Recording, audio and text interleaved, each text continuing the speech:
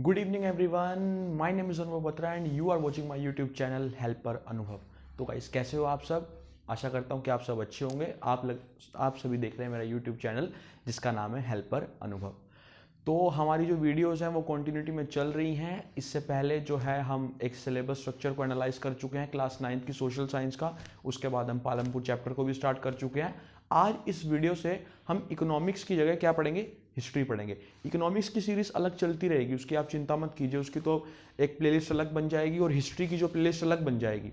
बचा क्या, सिविक्स, उसकी प्लेलिस्ट अलग और जो ज्योग्राफी है उसकी प्लेलिस्ट अलग। आज हम बात करेंगे हिस्ट्री की।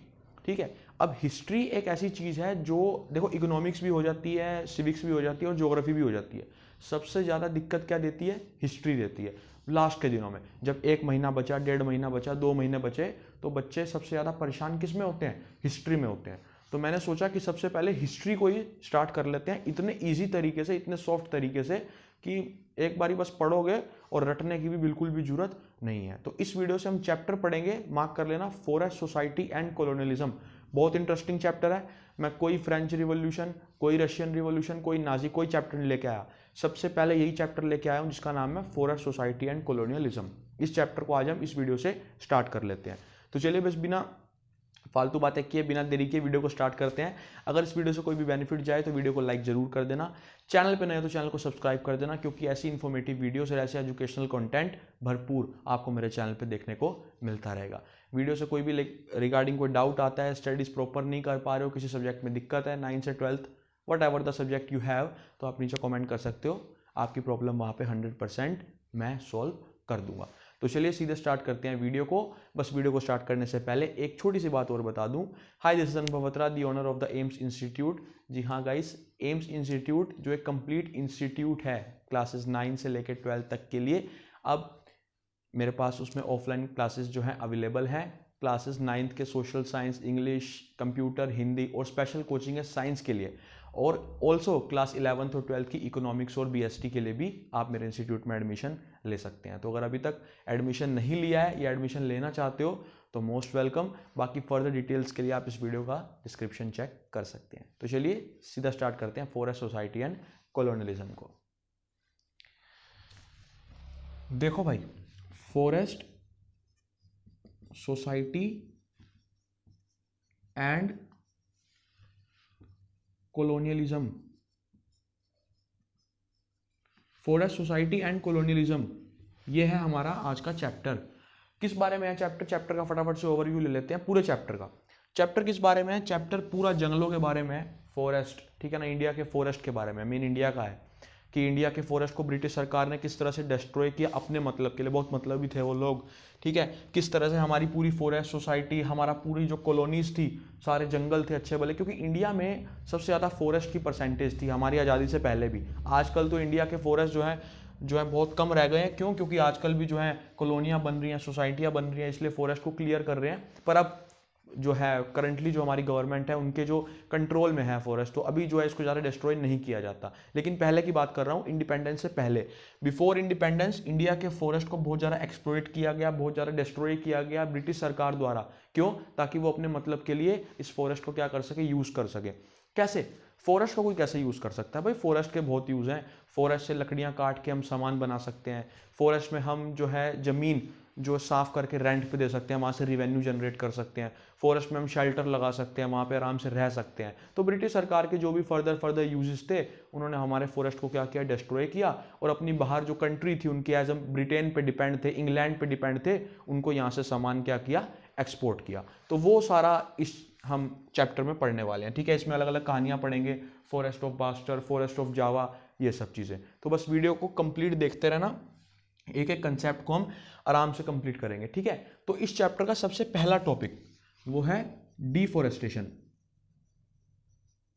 डिफॉरेस्टेशन बच्चों वाला टॉपिक है, क्लासेस 5th से पढ़ते आ रहे होगे, 5th, 6th, 7th, 8th, आगे अब 9th में आ गए हो, ठीक है। डिफॉरेस्टेशन का मतलब क्या होता है? सिंपल, कटिंग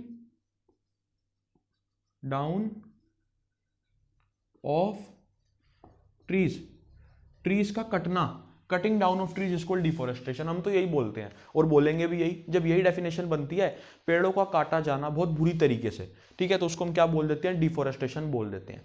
अब ये जो काम हो रहा है ये कब हो रहा है? इंडिपेंडेंस से पहले। यहां पे बिफोर लिख देता हूं मैं, इंडिपेंडेंस से पहले बहुत ज्यादा डिफोरेस्टेशन हुआ। अब जो इसकी डेफिनेशन दूसरी बन रही है वो बन रही है clearing of forest.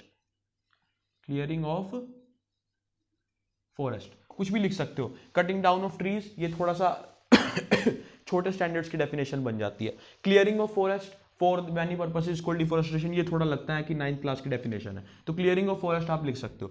Clearing of forest is called deforestation. ठीक है, समझ गए इस चीज को? डिफोरेस्टेशन का मतलब होता है पेड़ों का बहुत बुरी तरह काटा जाना।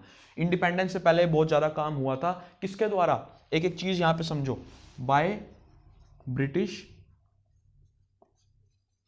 गवर्नमेंट, ब्रिटिश सरकार द्वारा डिफोरेस्टेशन बहुत ज़्यादा हुआ था हमारे इंडिया के फॉरेस्ट में। अब ये समझ आ गया डिफोरेस्टेशन में इतना ही है और कुछ नहीं है, इसमें कुछ भी नहीं है।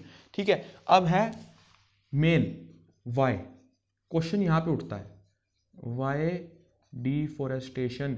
डिफोरेस्टेशन की जरूरत ही क्यों है भाई? तुम क्यों पेड़ काट रहे हो? कारण भी तो होने चाहिए। बिल्कुल है, 4 कारण है, एक नहीं है। How many? 4 reasons for deforestation.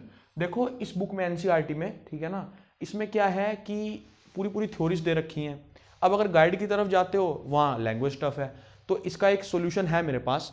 इसके जो रीजंस हैं जो इसमें बिल्कुल थ्योरी की तरह दे रखे हैं उसको हम पॉइंट बाय पॉइंट समझते हैं। उसको या तो अपनी लैंग्वेज में लिख लेना या फिर मैं अलग से वीडियो बना दूंगा, वहाँ पे तुम्हें नोट्स भी लिखवा दूंगा।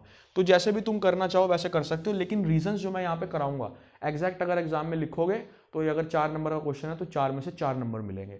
ठीक है, तो इसके रीजंस फटाफट से हम स्टार्ट कर देते हैं। डिफोरेस्टेशन के बारे में समझ आ गया। कटिंग डाउन ऑफ ट्रीज कौन कर रहा है? ब्रिटिश सरकार कर रही है। कब कर रही है? इंडिपेंडेंस से पहले। ठीक है,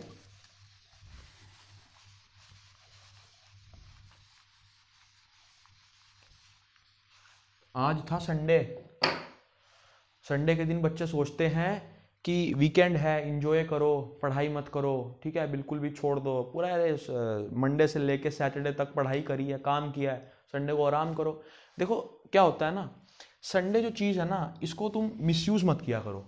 संडे एक ऐसी चीज़ होती है जिसमें इंसान डबल मेहनत कर सकता है। ठीक है, अगर इसको दूसरे एस्पेक्ट से सोचो, कुछ बच्चे जो मुझे देख रहे हैं वो इसका पॉजिटिव मीनिंग भी निकालेंगे, कुछ नेगेटिव भी निकालेंगे, तो दोनों के लिए कह रहा हूँ संडे का यूज़ करो।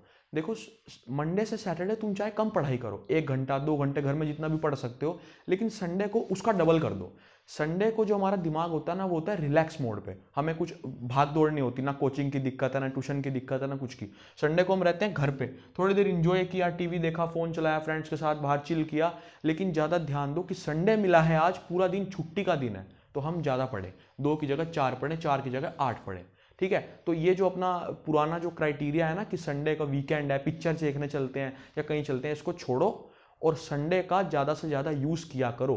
ठीक है, तो फिलहाल हम डिफोरेस्टेशन पे चलते हैं। देखो पहला रीज़न, सरकार ने डिफोरेस्टेशन क्यों किया? अब सरकार भी क्या करे इसमें, ग्रोथ ऑफ पॉपुलेशन।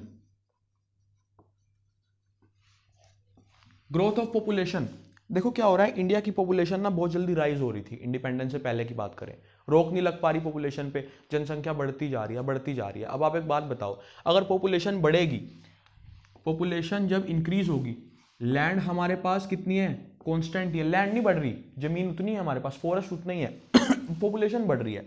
तो हर लैंड पे जहां पे पहले 4 आदमी रह रहे थे, अब कितने रहेंगे उस लैंड पे? भाई लैंड तो यही है, पॉपुलेशन इंक्रीज हुई है, 4 की जगह कितने रहेंगे? 8 रहेंगे। ये लो भाई, ये तो कॉमन सी चीज है। एक सोसाइटी में पहले 4 जने रहते थे, एक जमीन थी उनके पास, 4 जनों का आराम से गुजारा हो रहा था। 4 की जगह पॉपुलेशन इंक्रीज हुई, थोड़े टाइम बाद 8 हो गए। 8 क्या कह रहे हैं भाई, एक लैंड और यहाँ पे जोड़ो, हम कहाँ पे रहेंगे, कैसे अपना सर्वाइवल करेंगे?